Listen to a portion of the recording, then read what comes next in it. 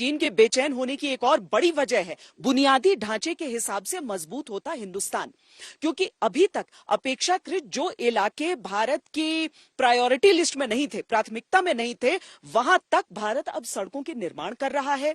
जो एलएसी के इलाके हैं वहां तक हम अपनी इंफ्रास्ट्रक्चर को बेहद मजबूत कर रहे हैं। चीन समय समय पर इन बातों पर आश्चर्यजनक रूप से आपत्तियां भी जाहिर करता है, क्योंकि अगर हम चीन की सीमा की ओर देखें तो वो ऐसे ऐसे पैंतरे वहां पर आजमाता है जो कि सीधे तौर पर उसके आगे की नापाक मंशा की तरफ इशारा करते हैं। भारत जो इंफ्रास्ट्रक्चर बढ़ा रहा है अपना, वो सीधे तौर पर सैन्य रूप से हमें और मजबूती प्रदान करने के लिए और हमारे सैनिकों के लिए थोड़ी सी और सहूलियत हासिल करने के लिए की जा रही है।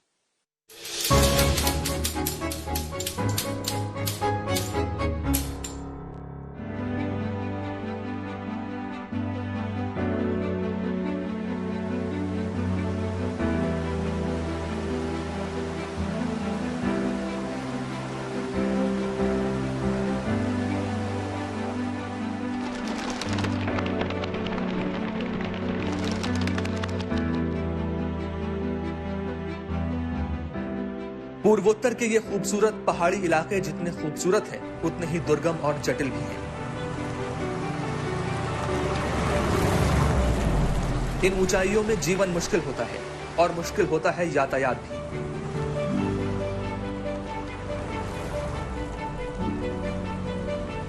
लेकिन इन मुश्किलों पर सफर आसान बनाती है बॉर्डर रोड ऑर्गेनाइजेशन।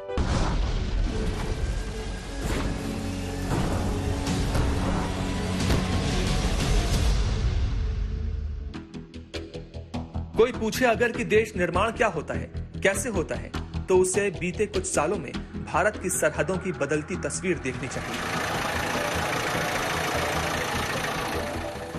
ये वो तस्वीरें हैं जो एलएसी पर दुश्मन की आंखों में चुभती हैं।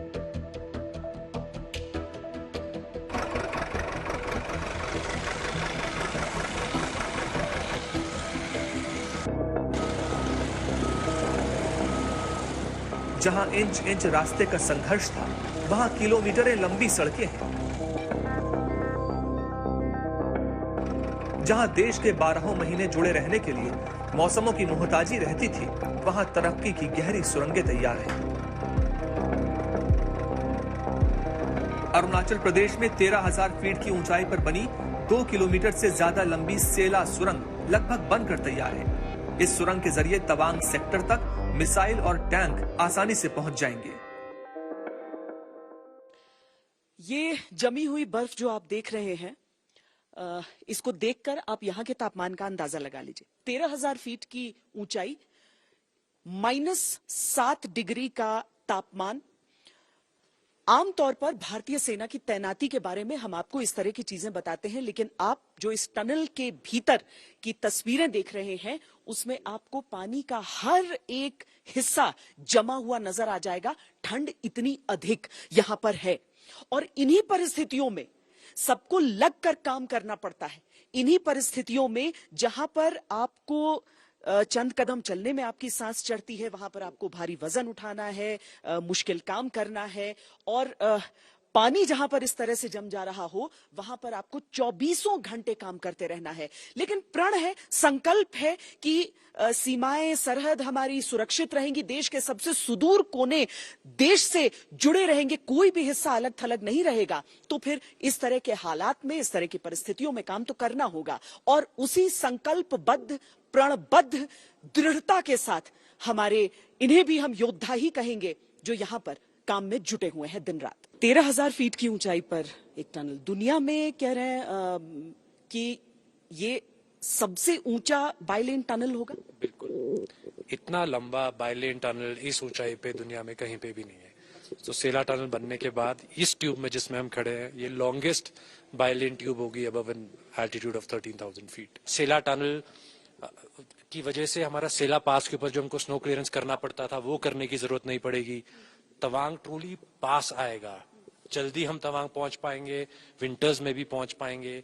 आगे जो फौज है उनका सामान पहुंचाने के लिए, इंडक्शन के लिए, डी इंडक्शन के लिए, ये डेफिनेटली एक गेम चेंजर होगा। यानी कि ईंधन की भी बचत है, वो भी एक बहुत बड़ी बचत। बिल्कुल, इस टाइप के प्रोजेक्ट हमको कोई डाउट नहीं होना चाहिए कि 8 से 10 साल के अंदर अंदर ही अपने आप के लिए खुद ही पे कर देंगे, क्योंकि हम जो चढ़ाई चढ़ते थे सेला की और फिर उतरते थे, वो उसकी जरूरत नहीं पड़ेगी, बहुत ज्यादा फ्यूल सेविंग होगी, टाइम बचेगा।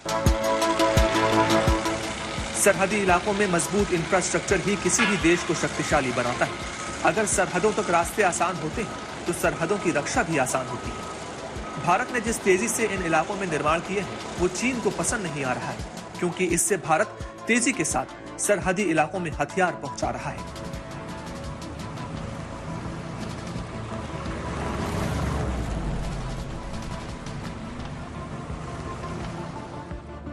अरुणाचल प्रदेश में सड़क के साथ ही सुरंग, पुल और एयर बेस का भी निर्माण किया जा रहा है। अरुणाचल फ्रंटियर हाईवे प्रोजेक्ट पर काम शुरू है। अरुणाचल प्रदेश में केंद्र सरकार ने 2319 किलोमीटर सड़क बनाने की मंजूरी दी है, जिसमें 1150 किलोमीटर से अधिक सड़क का निर्माण हो चुका है। सरकार ने पिछले 5 सालों में चीन की सीमा से लगे इलाकों में करीब 2100 किलोमीटर सड़कों का निर्माण किया है, जिसके लिए 15,477 करोड़ रुपए खर्च किए गए। सरकार की ओर से दी गई जानकारी के मुताबिक 3,595 किलोमीटर लंबी सड़क परियोजना पर 20,767 करोड़ रुपए खर्च किए गए, जिसमें बांग्लादेश, पाकिस्तान, म्यांमार के साथ का बॉर्डर एरिया भी शामिल है।